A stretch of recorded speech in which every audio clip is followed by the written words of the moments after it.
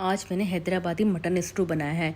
जो लोग हैदराबाद की दावत में जाते हैं और दूर दूर से आके खाते हैं ना दावतों में, वो स्टू मैंने घर पे बनाया है और इतना मज़े का बना है कि मेरी रोटियां कम पड़ गई।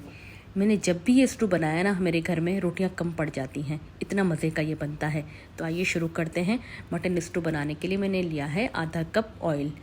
अब जैसे ही ये ऑयल गर्म हो गया ना, तो फिर इसमें मैंने 3 मीडियम साइज़ की प्याज ली थी, वो बारीक काट ली है और वो शामिल कर दी है। इसे मैं कुकर पे ही प्रेशर में थोड़ी देर गलाने के लिए पहले पकाऊंगी। अब ये देखें, हमने प्याज को बिल्कुल ही हल्का सा वो करना है, इसमें कलर बिल्कुल नहीं देना, वाइट ही रहे हमारे प्याज।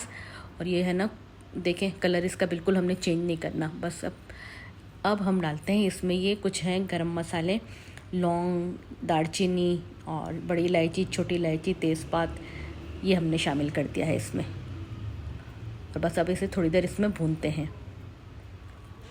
और ये मेरे पास है 700 ग्राम मटन, वो भी मैंने इसमें शामिल कर लिया है। अब इसे मटन को इतनी देर इसमें भूनते हैं ताकि जो इसका मटन का जो है ना कलर वाइट, वो निकल कर आ जाए। और बस इसे और ज़्यादा नहीं पकाना, बस इसका कलर चेंज हो जाए जब तक मटन का, इतनी देर हम इसे भूनते हैं। अब मैंने इसमें शामिल कर दिया है ½ टीस्पून नमक,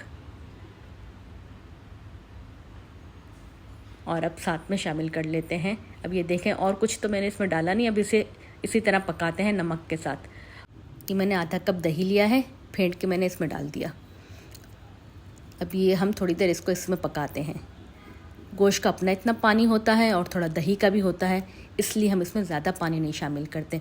बस अब ½ टीस्पून डाल दी मैंने हल्दी, और 1 कप मैंने इसमें पानी शामिल कर दिया है। ज़्यादा पानी हमने नहीं डालना क्योंकि गोश्त का अपना पानी है और दही का अपना पानी है। बस अब इसे हम प्रेशर में गला लेते हैं गोश्त को, तकरीबन 15 से 20 मिनट तक। और ये मेरे पास है कुछ गरम मसाले साबुत, उनको हम मोटा मोटा सा दरदरा सा काट लेते हैं। दालचीनी है, लौंग है, बड़ी इलायची है और कुटा हुआ धनिया है। दालचीनी का बस एक छोटा सा टुकड़ा ही लेना है और एक बड़ी इलायची। अब ये गोश्त गल गया तो मैंने इसे एक फ्राई पैन में निकाल लिया है, अब ताकि इसमें अच्छी से हमारी भुनाई हो जाए और आपको सही तरीके से नज़र भी आए। अब ये देखें, इसमें थोड़ा सा पानी है ना, अभी भी कितना पानी बाकी है। अब इसकी थोड़ी भुनाई कर लेते हैं। और जो गरम मसाला हमने पीस के रखा था ना, वो भी हमने इसमें शामिल कर दिया है। और ये मेरे पास है बड़ी लाल वाली जो मिर्चें होती है ना, वो हैं, और हरी वाली मिर्चें 1 टीस्पून ज़ीरा है, और अदरक और लहसुन, वो मैंने बारीक बारीक ऐसा चॉप कर लिया है, वो भी इसमें शामिल करते हैं। और इसको फिर भून लेते हैं जब तक इसका पानी ड्राई नहीं हो जाता और सारा मसाला एक जान नहीं हो जाता, इतनी देर तक हम इसे भूनते हैं। अब ये सारे मसाले भी पूरे अच्छे से गले हुए हैं, गोश्त भी हमारा बहुत अच्छा गला हुआ है और प्याज बिल्कुल गल चुकी है। जो ये मसाले हमने डाले ना, बस इसको इतनी देर पकाते हैं कि बस इसमें खुशबू बाकी रहे, बहुत ज़्यादा हमें इसे नहीं पकाना। अब इसे हम ढक के छोड़ दूँगी मैं तकरीबन इसे 5 मिनट के लिए। और 5 मिनट के बाद देखें, इसमें इससे मज़े की खुशबू आ रही है कि मैं आपको बता नहीं सकती। बनता इतना लजीज है। अब देखें, इसका पानी सारा ड्राई हो गया है। अब इसमें हम कोई पानी नहीं शामिल करते, बस अब थोड़ा सा गार्निशिंग के लिए हरा धनिया शामिल करते हैं ताकि इसका फ्लेवर और अच्छा हो जाए।